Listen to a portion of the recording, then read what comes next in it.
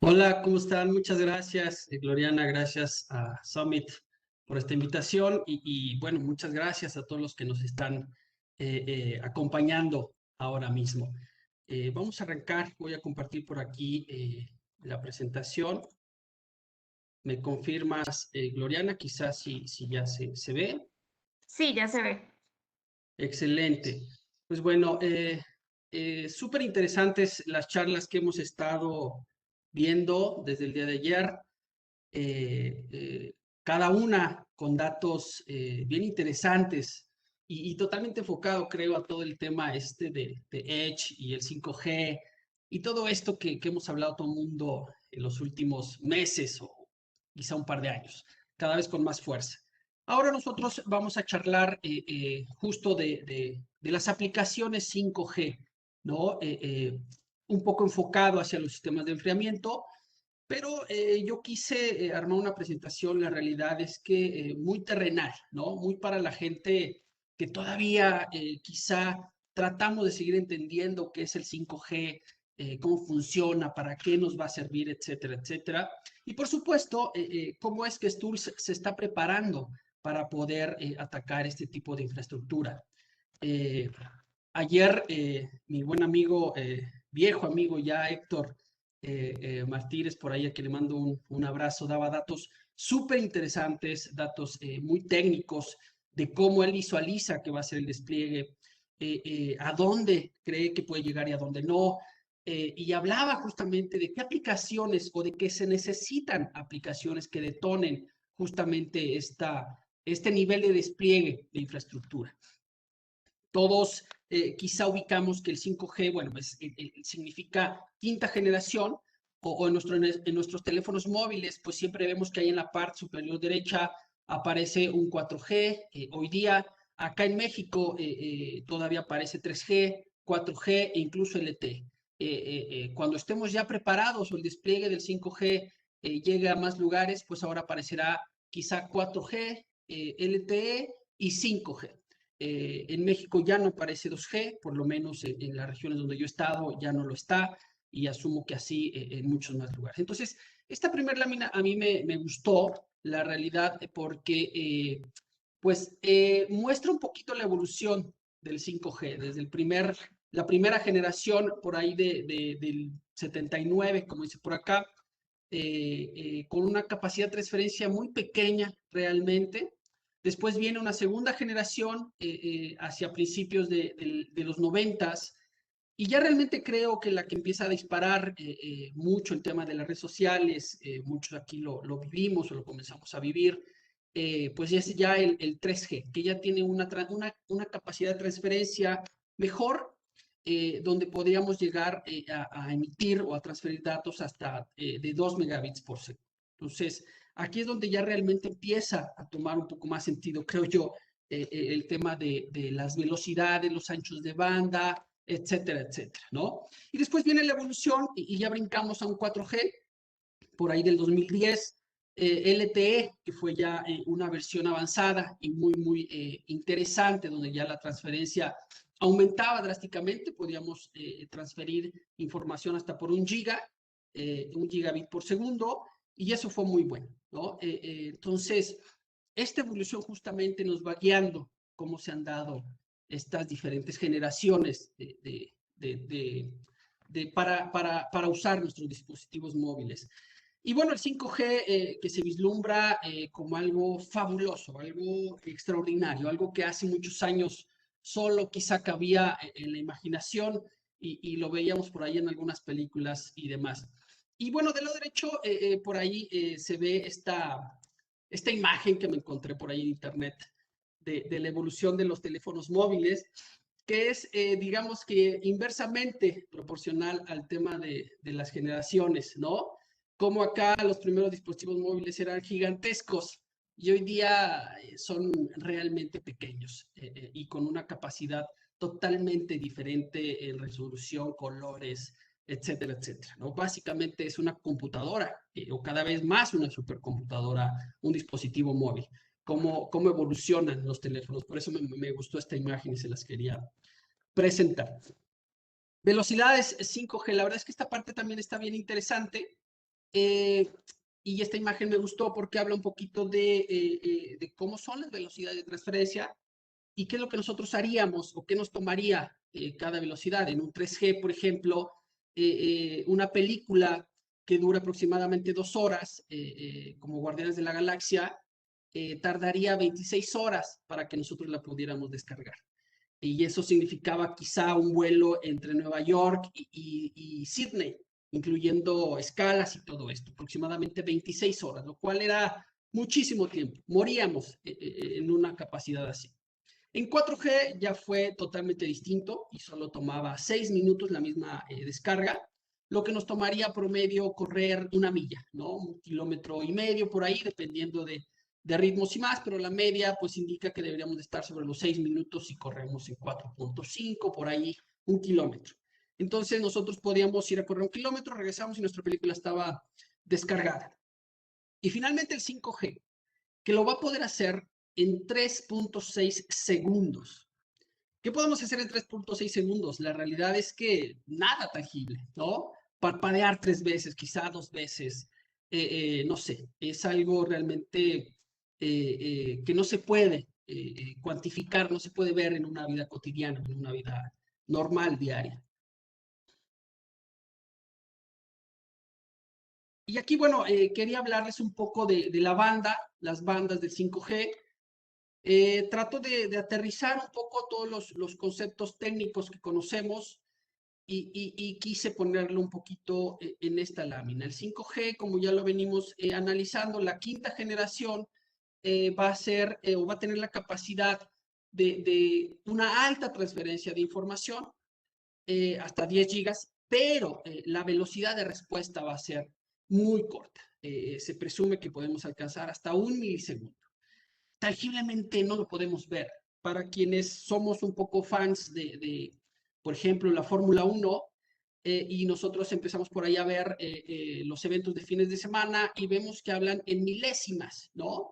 Las diferencias entre los tiempos que hacen una vuelta entre un corredor y otro son de milésimas y la realidad es que no se puede ver. O sea, si nuestro ojo humano pudiera notar la diferencia entre Hamilton y Verstappen, vaya, seríamos como un superhumano, no podríamos realmente detectar esa diferencia. Entonces, justamente así es como va a estar, o se presume que trabajaría el 5G en cuanto a velocidades y anchos de banda, y estas son las bandas que más o menos debería estar trabajando 5G. Como lo pueden ver en la parte superior derecha, hablo un poquito de cómo trabajan los tipos de banda alta, banda media, banda baja.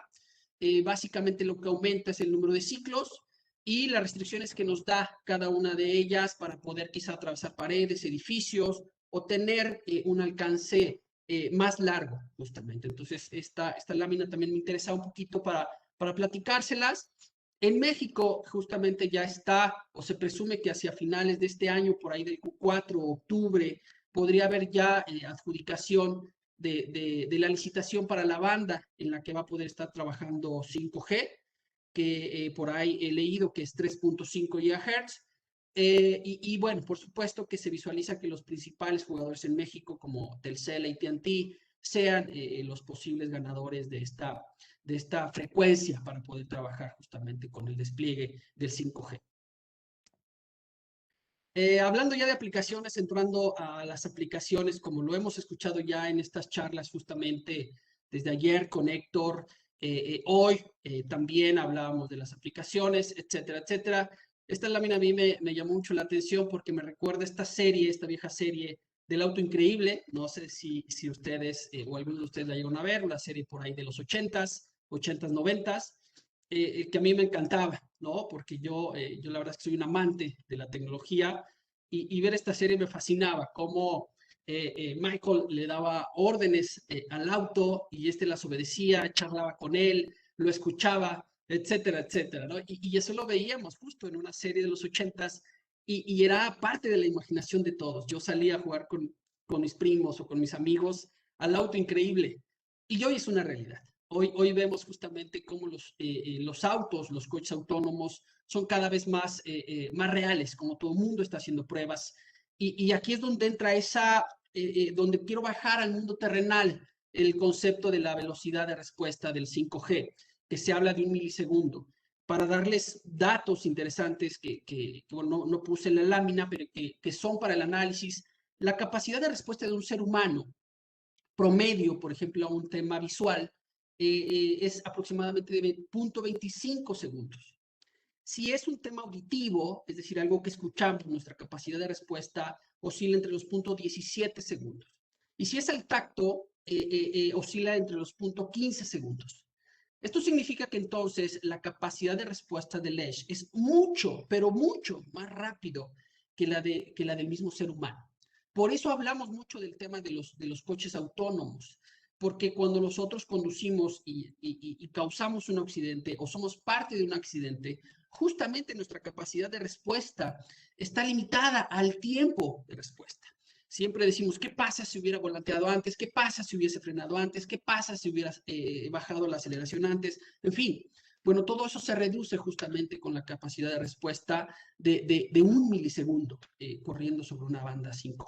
Entonces, aquí es donde empieza a tener mucho sentido el por qué los coches autónomos van a tener, desde mi punto de vista, una participación muy activa más adelante. Y justamente aquí hay algunos ejemplos de aplicaciones. Creo que todos conocemos a Didi, todos conocemos a Uber, el rey en esta aplicación de transporte. Y también por ahí está Bit de Tesla, con autos Tesla. No todos son autos Tesla, pero la gran mayoría sí.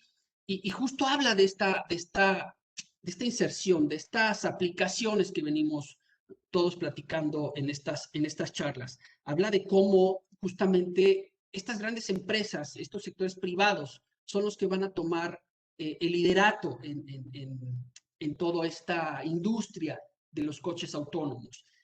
Sin duda alguna, las ciudades más grandes, las ciudades que tienen mayor poderío económico, por supuesto, serán las primeras donde podemos ver este tipo de autos o estas aplicaciones ya con autos sin chofer, sin piloto. Pero creo que no solamente va a ser una de estas aplicaciones la detonante. Desde mi punto de vista, Bit está tomando mucho la delantera al ser pues ellos los fabricantes mismos de estos conceptos y ellos tienen el algoritmo hasta ahora más completo para la toma de decisiones en un auto autónomo. Entonces creo que Bit puede ser una de las principales aplicaciones. Uber, por supuesto, por todo el poder económico, y Didi como principal competidor de Uber. Pero vienen más. Las aplicaciones, la realidad es que son infinitas, pero creo que hay aplicaciones selectivas que van a empezar a detonar este rubro o el tema del 5G, el Edge, el IoT y todos estos conceptos. La verdad es que el tema de la parte minera, estos camiones autónomos también van a tener, van a ser un detonante importante, creo yo. En la parte del transporte, ¿no? Estos camiones autónomos que ya no necesitan de un chofer y que este chofer, pues bueno, tenga todas las limitaciones que hoy tiene un conductor de este tipo de unidades, como que necesita descansar, el máximo permitido por países de horas de conducción, que puede ser de 4 a 6 horas. En México, bueno, en México es un poco más amplio este rango. Incluso en el tema del transporte colectivo, en el bus, el transporte escolar, vamos a empezar a ver cómo se van a detonar justamente este tipo de aplicaciones que van a demandar un ancho de banda y una capacidad de respuesta de lo que se presume puede llegar a alcanzar el 5G. Y hay más, ¿no? Para mí, esta lámina también es bien interesante, cómo hablamos de las aplicaciones, por ejemplo, de logística, un DHL que está ya muy montado en este tipo de pruebas, con drones para hacer entregas, Walmart, en fin, vemos a todas las grandes empresas de mensajería y logística analizando qué opciones pueden tener para poder ellos optimizar sus procesos y, por supuesto, todo el objetivo principal de todas estas aplicaciones, o la mayoría de ellas, son mejorar la experiencia del usuario. Que todos los que somos usuarios de estas aplicaciones, cuando arrancamos, cuando pedimos un servicio de Uber, de repente por ahí vemos en la misma aplicación, cuando estamos en la calle sobre todo, que de repente el auto que viene a recogernos no avanza, de repente avanza 3 cuadras, de repente eso justamente es la capacidad de respuesta. Hoy día la experiencia debería de ser mucho mejor. En la parte de los videojuegos, creo yo que también va a ser una de las industrias que van a detonar este tipo de despliegues o que van a necesitar o ocupar este tipo de despliegues. Los videojuegos siempre son una demanda impresionante en cualquier parte del mundo, sobre todo con la realidad aumentada. La parte de nuestro smart home o todos los dispositivos que cada vez ponemos en nuestros hogares y que nos ayudan a hacer pues la vida más simple, ¿no? Hoy día desde un sofá puedes darle instrucciones a Alexa, puedes darle instrucciones a Siri, puedes encender o apagar tu lavadora, puedes revisar, como aquí esta imagen que yo pongo, cómo está tu refri en cuanto a la despensa. El mismo refri inteligente puede hacer el resurtido de tu despensa.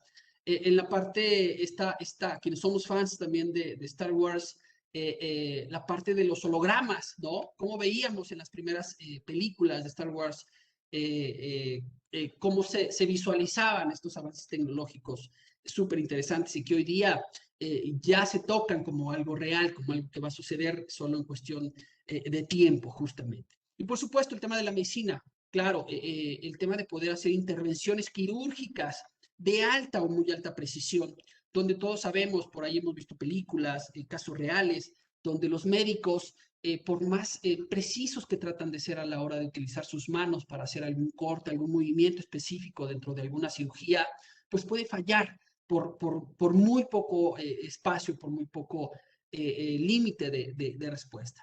Y si lo hacemos mediante robots, la precisión es mucho, pero mucho más elevada. Entonces, justo estas son esas aplicaciones que visualizamos como importantes o como donde creo que se van a empezar a detonar, que van a necesitar mucho el despliegue del 5G. Coincido mucho con las presentaciones que se han dado entre ayer y hoy de hacia dónde se va a detonar esto. Yo creo que la industria 4.0, estas cadenas industriales o estos procesos industriales serán de los primeros también en utilizar este tipo de tecnología y este tipo de anchos de banda y de respuesta. Pues por primera, porque tienen la capacidad económica. Segunda, porque van a empezar a optimizar sus procesos de una manera muy elevada. Van a aumentar su capacidad de producción. Entonces yo creo que ellos serán de los primeros que van a ocupar mucho este despliegue de tecnología. Ojalá y la medicina, yo sé que el tema de la medicina en cada país es distinto, el servicio público que se da justamente a todo el mundo y que está muy limitado en temas de presupuesto, pero imagínense tener medicina de este nivel. Coincido mucho en que habrá que ver qué es prioritario y qué es necesario, dónde debemos arrancar para ocupar tecnología de este tipo. Pero yo creo que si los gobiernos realmente se enfocaran a un beneficio común de todas las personas que habitamos este planeta, las cosas serían distintas. Y una de las principales aplicaciones que debería ocupar este tipo de infraestructura debería de ser la medicina. Creo que eso sería fabuloso, llevar la medicina a lugares remotos, donde la gente casi es imposible que puedan asistir a un médico. Imaginen los beneficios que nos traería como personas y como humanidad. Entonces, creo que por ahí va a estar, creo que la industria, creo que el sector privado podrían ser los principales agentes que detonen la necesidad de estas aplicaciones para el despliegue y por ahí es donde puede comenzar a avanzar paso a paso este despliegue. Ya hoy vemos ciudades con gran poderío económico iniciar sus despliegues, hemos visto por ahí Reino Unido, Dubái, en Estados Unidos, en fin, varias ciudades de México, Sudamérica, que están en pruebas. Entonces, creo que esto va para adelante, creo que esto lleva ya un camino recorrido. Creo yo que, como hemos escuchado en las anteriores presentaciones, hará falta por ahí un primer impulsador, alguien que se detone para que esto se comience a hacer de manera masiva y empecemos a ver un despliegue mucho más importante de esta tecnología. Esta lámina también me gustó mucho, digo, yo sé que se ha escuchado mucho este tema de lo que se hacía o lo que veíamos en las películas de Volver al Futuro. Por ahí, quienes también somos fans un poquito de esto, sabrán de lo que les hablo, como ellos desde estas primeras películas proyectaban avances tecnológicos impresionantes y hoy día la mayoría o varios de ellos ya los tenemos como una realidad, ¿no? Estos tenis que se autoajustaban, que hoy día están de una manera comercial en el día a día de todas las personas, las imágenes en tercera dimensión, etcétera, etcétera. La parte del IoT, sin duda alguna, es una industria que necesitará mucho esta tecnología, este despliegue. Y finalmente, para mí, creo que este es el futuro que ya nos alcanzó. Creo que el 5G será para todos en nuestra vida diaria indispensable o muy necesario en algunos casos. Habrá, por supuesto, considero también lugares a donde no va a llegar, ciudades donde la inversión sea tan alta que tampoco lograremos tener un despliegue 5G.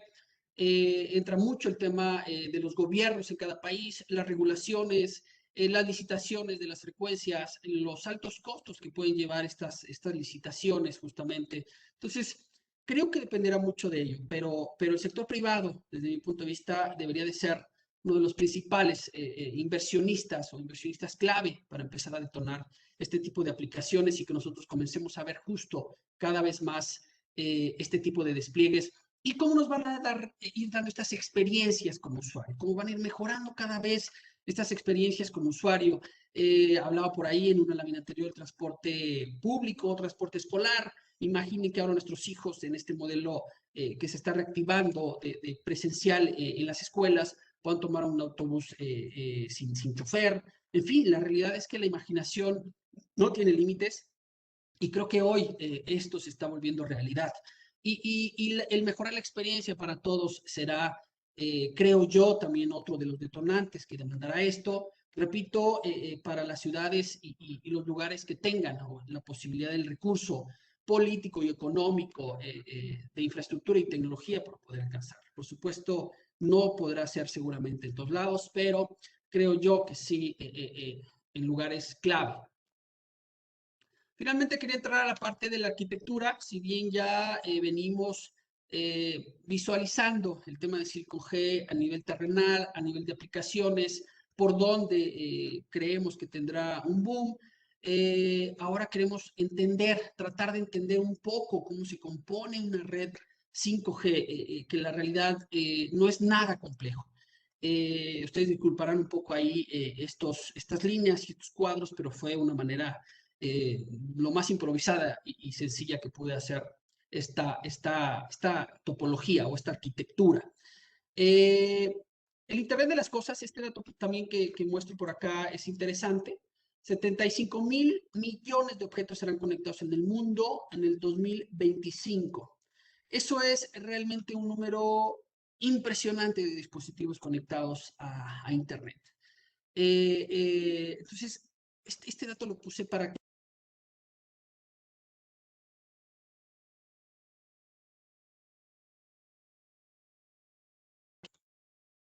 esta capacidad de número de dispositivos que van a estar conectados en Internet justamente. Y bueno, entrando al análisis un poquito de la arquitectura, como lo contaba, si ustedes pueden ver aquí, trato de dibujar aquí las antenas celulares, cómo estos números de antenas celulares se van a conectar a un pequeño shelter o a un data center distribuido o a un mobile edge cloud, como lo querramos llamar, cómo es que se van a conectar justamente aquí.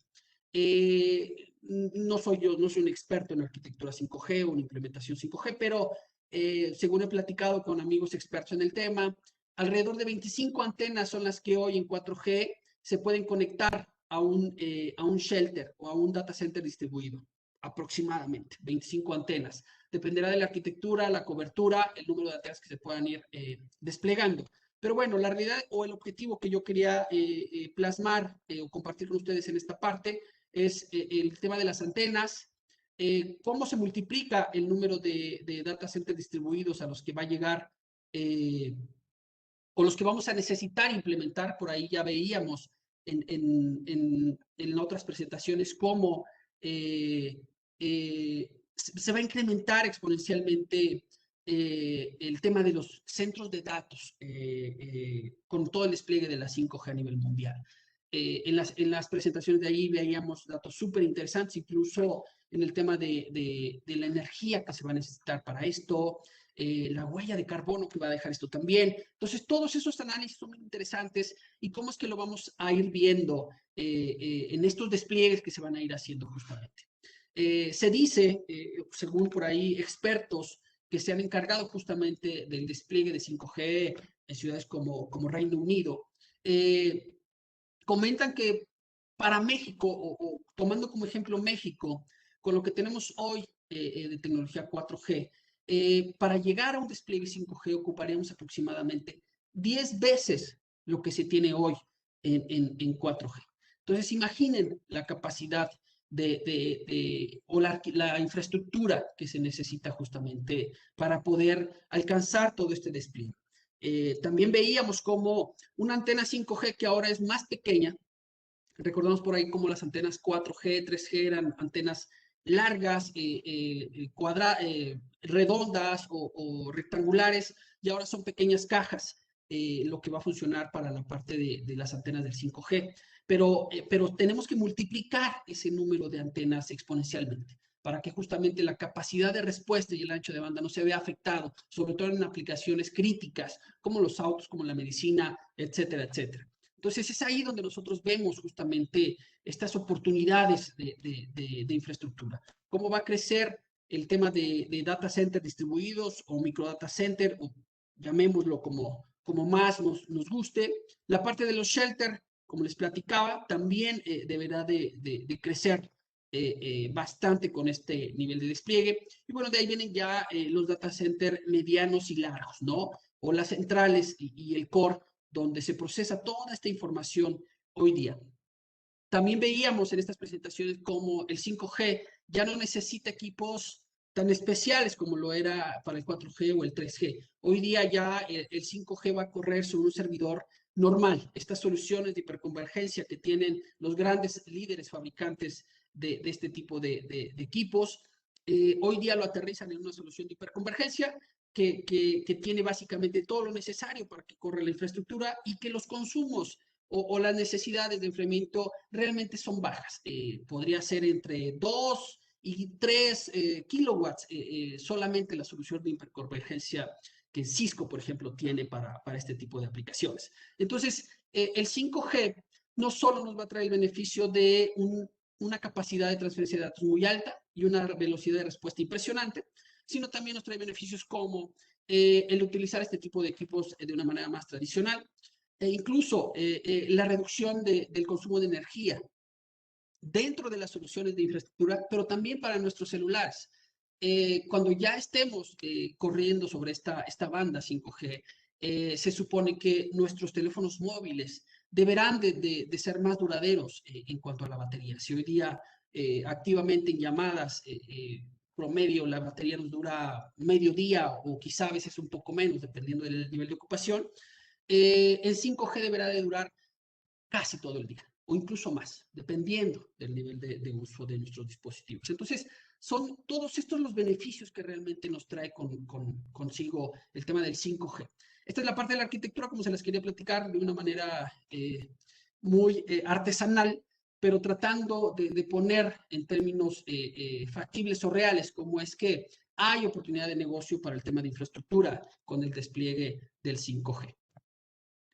Aquí están un poquito estos datos que les platicaba en la lámina anterior, cómo es o cómo lo ve Misha, que fue uno de los encargados del tema del despliegue 5G en Reino Unido, cómo ve la situación en México, qué necesita México para lograr este despliegue, y como les decía, este dato de que se necesita una densidad 10 veces mayor de estaciones base de lo que hoy se tiene. Entonces, imaginemos esto por cada país. Si nosotros más o menos calculamos en México específicamente un Telcel, que es el que tiene mayor infraestructura en cuanto a estaciones base, que puede tener alrededor de 14,000 o 15,000 antenas. Imaginen si esto se tiene que multiplicar 10 veces para poder obtener este despliegue, y así con cada uno de los diferentes jugadores en México, como AT&T, Movistar, y bueno, en Sudamérica, Claro, y todo el tema de América Móvil. Entonces, por cada país, si multiplicamos lo que se tiene, pues bueno, creo que podemos empezar a cuantificar de una manera muy real todas las capacidades o las oportunidades de negocio que tenemos todos los que estamos dedicados a este tipo de industria o de tecnología. Y entrando ya un poquito a las soluciones de enfriamiento, justo para nosotros, o visualizamos esta como una opción muy viable para todo el tema de estos gabinetes Edge o gabinetes o Mobile Edge, Cloud o Data Center distribuidos o Micro Data Center, repito, como más se nos facilite llamar a este tipo de soluciones. Y justamente esto es algo en lo que hemos estado trabajando o que visualizamos. Como bien les platicaba, una solución de hiperconvergencia de Cisco, donde ya está preparado para trabajar este tipo de aplicaciones Edge, consume por ahí de 2 punto y algo kilowatts.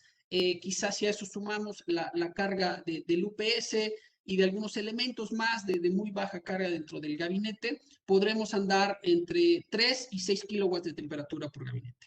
Con esto, la realidad es que podemos abatir estas cargas con un aire acondicionado que es muy sencillo, de montaje en rack, que puede medir 6 o 8 unidades de rack, que trabaja en expansión directa, es decir, una tecnología que todo el mundo conocemos, y que se puede montar de una manera realmente sencilla. Entonces, esta es como para atacar esa primera necesidad en temas de infraestructura con un despliegue de 5G. Esta es como una solución típica y muy sencilla para cuando sea necesario este tipo de aplicaciones. La parte del shelter, como les decía, también esto es súper interesante. El número de antenas que albergará cuando ya haya un despliegue de tecnología 5G tendrá que pasar por un shelter donde seguramente seguirá conviviendo tecnología 4G o LTE y 5G, pero tiene que pasar por un shelter. Entonces, también este número de shelters se verá con un crecimiento exponencial. Lo que se visualiza en consumos aproximadamente por gabinete dentro de un shelter, que depende del diseño y la arquitectura, podría haber o podría albergar alrededor de 6 a 9 gabinetes. Y la carga promedio entre cada gabinete que se visualiza puede ser de 3 a 9 kilowatts, nuevamente, dependiendo de qué tecnología sea la que esté trabajando aquí, si es 4G, si es 3G o si ya es 5G. Y depende también un poco del diseño. ¿Cuáles son los sistemas de enfriamiento ideales para este tipo de soluciones o para los shelters? Pues son los que no ocupan espacio dentro del shelter. Soluciones que van montadas en el exterior, evidentemente preparados para trabajar en un ambiente externo con altas temperaturas, a niveles del mar, donde la corrosión es súper importante de tomar en cuenta. Lugares muy remotos, porque este tipo de shelters van a estar en lugares donde realmente la gente va a tener acceso de una manera muy precaria o va a ser casi, no imposible, pero muy complicado o tardado tener acceso. Entonces, se tienen que visualizar este tipo de soluciones. Para nosotros, este tipo de equipos que llamamos Bowler o equipos tipo mochila, que pueden tener capacidad de enfriamiento desde 3 hasta 10 toneladas por equipo, deberán ser fundamentales para este despliegue. Deberán ser equipos que deberemos de ver cada vez más justamente en este tipo de soluciones. Y finalmente, el data center mediano o grande, o el medium and large data center, que ya es donde se va a operar justamente todo el procesamiento de la información. Estas centrales o core o data center, como lo queramos llamar, que son los que se van a encargar de centralizar todo el procesamiento de la información, seguirán operando con soluciones diferentes, soluciones de alta densidad, soluciones incluso que podrían ir de un sistema tradicional perimetral hasta un sistema híbrido, donde se pueden llegar a batir hasta 80 kilowatts por gabinete con una tecnología de enfriamiento líquido, donde se mezcla esta tecnología de enfriamiento líquido que llega directamente hasta el chip o al CPU, la memoria y el arreglo de discos duros del server, y mediante una placa retira el calor que está generando esta, y un sistema tradicional perimetral. Para lograr tener un flujo de aire en todos los gabinetes, podríamos empezar a alcanzar o visualizamos alcanzar disipaciones por gabinete o cargas por gabinete de hasta 80 o un poco más, 80 kilowatts por gabinete. Entonces, esta parte también está súper interesante de cómo es que se van a estar comportando las diferentes soluciones para este tipo de demanda, justamente. Eso es lo que yo quería platicarles, Gloriana. Primero que nada, pues volver a agradecer a todos la invitación. Estos son los datos de contacto. Yo estoy a sus órdenes. Ojalá y la presentación les haya interesado. Creo que lo que tratamos es de aterrizar mucho cómo ver todos los fabricantes y los integradores las oportunidades de negocio que nos va a presentar el 5G. Muchas gracias a Summit 360 y Gloriana, cedo el micrófono.